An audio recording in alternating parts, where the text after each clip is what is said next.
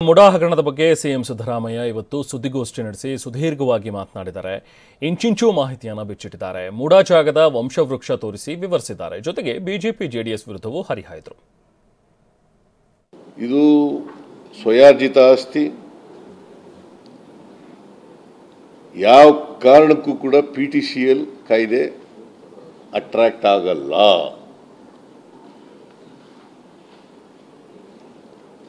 ಬಿಜೆಪಿಯವರು ತಪ್ಪು ಮಾಹಿತಿಯನ್ನ JDSನವರು ತಪ್ಪು ಮಾಹಿತಿಯನ್ನ ಜನರಿಗೆ ಕೊಡಲಿಕ್ಕೆ ಬಹಳ ಕುಟಿಲ ಸಾಹಸವನ್ನು ಮಾಡ್ತಾರೆ.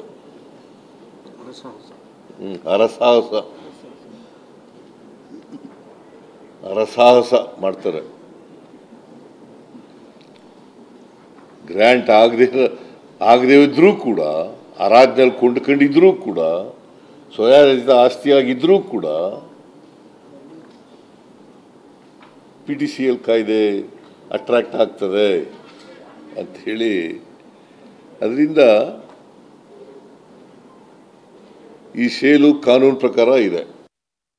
ಆ ನಿಂಗಾ ಬಿನ್ ಜವರಾ ಅನ್ನೋರಿಗೆ 3 ಜನ ಮಕ್ಕಳಿರ್ತಾರೆ. 3 ಜನ. ಒಬ್ಬರು ಮಲ್ಲಯ್ಯ, ನೋಡಿ ಇದು ವಂಶವೃಕ್ಷ. ದೇವರಾಜ್ ಅವರ ಆ ಕಾಲದಲ್ಲಿ ವರ್ಗಾವಣೆಯಾಗಿದ್ದಾವೆ. ಅದರಿಂದ ಬಿಜೆಪಿ ಹೇಳೋದ್ರಲ್ಲಿ ವಂಶವೃಕ್ಷದಲ್ಲಿ ಮಲ್ಲಯ್ಯ ಮೊದಲನೇ ಮಗ, ಮೈಲಾರಯ್ಯ 2ನೇ ಮಗ, 3ನೇ ಮಗ ದೇವರಾಜು.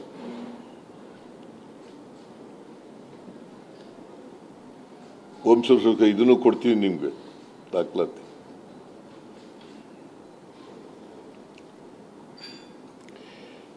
ಮಲ್ಲಯ್ಯನಿಗೆ ವಾರಸ್ದಾರ್ ಇರೋದಿಲ್ಲ. There are no legal heirs. ಅವರು ಪಾವತಿ ಆಗಿಬಿಡ್ತಾರೆ. ದೇವರಾಜ್ ಅವರ ಹೆಸರಿಗೆ ಜಮೀನುಗಳು ವರ್ಗಾವಣೆಯಾಗಿದ್ದಾವೆ. ಅದರಿಂದ ಬಿಜೆಪಿ ಹೇಳೋದ್ರಲ್ಲಿ ಯಾವುದೇ ಸತ್ಯಾಂಶ ಇಲ್ಲ. ಮಂಜುನಾಥ ಸ್ವಾಮಿನ ಪಾಪ ಈಗ ಮಲ್ಲಿಕಾರ್ಜುನ ಸ್ವಾಮಿ ತಗೊಂಡಿರೋದು ಯಾವಾಗ? 2004. ಈಗ ಎಷ್ಟನೇ ಇಸ್ವಿ? 2024.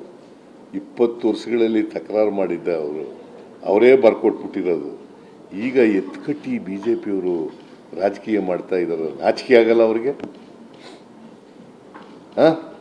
ಮಾನ ಮರ್ಯಾದೆ ಏನಾದ್ರು ಇದೆಯಾ ಅವರಿಗೆ? ಆ ಮಂಜುನಾಥ ಸ್ವಾಮಿಗೆ ಎತ್ಕಟ್ಟಿ ಅವರೇ ಸೈನ್ ಮಾಡಿದ್ದಾರೆ, ಇಲ್ಲಿ ಇಂಗ್ಲೀಷ್ನಲ್ಲಿ ಸೈನ್ ಮಾಡಿದ್ದಾರೆ ಮಂಜುನಾಥ ಸ್ವಾಮಿ ಅಂತ. ಅವ್ರ ಕೈಲಿ ಎತ್ಕಟ್ಟಿ ನಮಗೂ ಬರಬೇಕು ಅದರಲ್ಲಿ ಭಾಗ ಅಂತ ಈಗ ಹೇಳಿಸಿದ್ದಾರೆ. ಇನ್ನು ಬಿಜೆಪಿ ನಾಯಕರು ಹಗರಣಗಳ ಸರದಾರರು, ಅವರ ಹಗರಣ ಬಿಚ್ಚಿಡ್ತೀವಿ ಅಂತ ಹೇಳಿ ಪಾದಯಾತ್ರೆ ಮಾಡ್ತಾ ಇದ್ದಾರೆ ಅಂತ ಹೇಳಿ ಬೆಂಗಳೂರಿನಲ್ಲಿ DCM DK ಶಿವಕುಮಾರ್ ವಾಗ್ದಾಳಿ ನಡೆಸಿದ್ದಾರೆ. ಸಿಎಂ ಆಸ್ತಿಯನ್ನ ಪಡೆದಿದ್ದಕ್ಕೆ ಪರಿಹಾರ ಕೊಡಿ ಅಂತ ಕೇಳಿದಾರಷ್ಟೇ. ಕಾನೂನು ಚೌಕಟ್ಟಿನಲ್ಲೇ ಎಲ್ಲವೂ ಕೂಡ ಆಗಿದೆ. ಸಿಎಂ ಹೆಸರು ಜನಪ್ರಿಯತೆಗೆ ಕೆಟ್ಟ ಹೆಸರು ತರುವ ಕೆಲಸ ಬಿಜೆಪಿಯವರು ಮಾಡ್ತಾ ಇದ್ದಾರೆ. ಎಷ್ಟೇ ಪಾದಯಾತ್ರೆ ಮಾಡ್ಕೊಳ್ಳಿ ಬಿಡಿ, ನಾವೇನ್ ಕಾರ್ಯಕ್ರಮ ಮಾಡಬೇಕು ಅದನ್ನ ಮಾಡ್ತೀವಿ ಅಂತ ಹೇಳಿದ್ರು. ಬಿಜೆಪಿಯವರೇ ಹಗರಣಗಳ ಸರದಾರರು.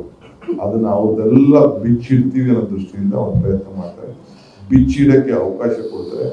ಯಾರು ಎಷ್ಟು ಸೈಟ್ ದರ್ಜೆ ಹಾಕಿದ್ರು, ಏನೇನ್ ಮಾಡ್ತಾ ಇದ್ರು ಅಂತ ಎಲ್ಲ ಕೂಡ ಮುಂದಕ್ಕೆ ತಿಳಿಸ್ತೀನಿ.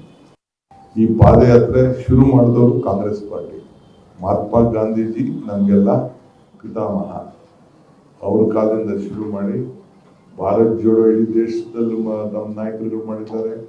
ನಾವು ಇಲ್ಲಿ ಕರ್ನಾಟಕ ರಾಜ್ಯದಲ್ಲಿ ಮಾಡಿದ್ವಿ, ಬಳ್ಳಾರಿಗೆ ನಡೆದಿದ್ದೀವಿ, ಬೆಂಗಳೂರಿನ ಮೇಕೆದಾಟಿಂದ ಬೆಂಗಳೂರು ನಡೆದಿದ್ದೀವಿ.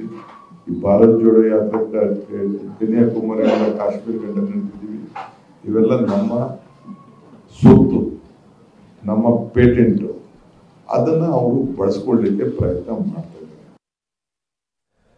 ಇನ್ನು ಮೈಸೂರು ನಗರಾಭಿವೃದ್ಧಿ ಪ್ರಾಧಿಕಾರದಲ್ಲಿ ಅಕ್ರಮ ಆರೋಪ ಪ್ರಕರಣಕ್ಕೆ ಸಂಬಂಧಪಟ್ಟಂತೆ ಸ್ಪೀಕರ್ ಅವಕಾಶ ನೀಡಿದ್ರೆ ಬಿಜೆಪಿಯವರ ಬಂಡವಾಳ ಬಿಚ್ಚಿಡ್ತಾ ಇದ್ದೆ ಅಂತ ಹೇಳಿ ವಿಧಾನಸೌಧದಲ್ಲಿ ನಗರಾಭಿವೃದ್ಧಿ ಸಚಿವ ಭೈರತಿ ಸುರೇಶ್ ಹೇಳಿಕೆ ಕೊಟ್ಟಿದ್ದಾರೆ. ಮುಡಾ ಹಗರಣ ಆರೋಪಕ್ಕೆ ಸಚಿವ ಭೈರತಿ ಸುರೇಶ್ ತಿರುಗೇಟು ಕೊಟ್ಟಿದ್ದಾರೆ. GT Deve Gowda, CN Manjegowda, H Vishwanath, Sara Mahesh, HD ಕುಮಾರಸ್ವಾಮಿಗೂ ಕೂಡ ನಿವೇಶನ ಹಂಚಿಕೆ ಆಗಿದೆ ಅಂತ ಹೇಳಿ ಮಾತಾಡಿದ್ದಾರೆ.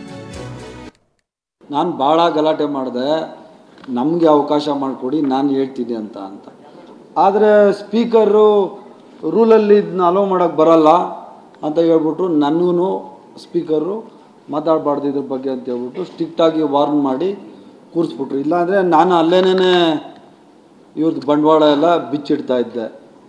ಈಗ ನೋಡಿ, ವಿರೋಧ ಪಕ್ಷದ ನಾಯಕರುಗಳು ಸ್ವಂತದವರು ಅಥವಾ ಅವ್ರ ರಿಲೇಟಿವ್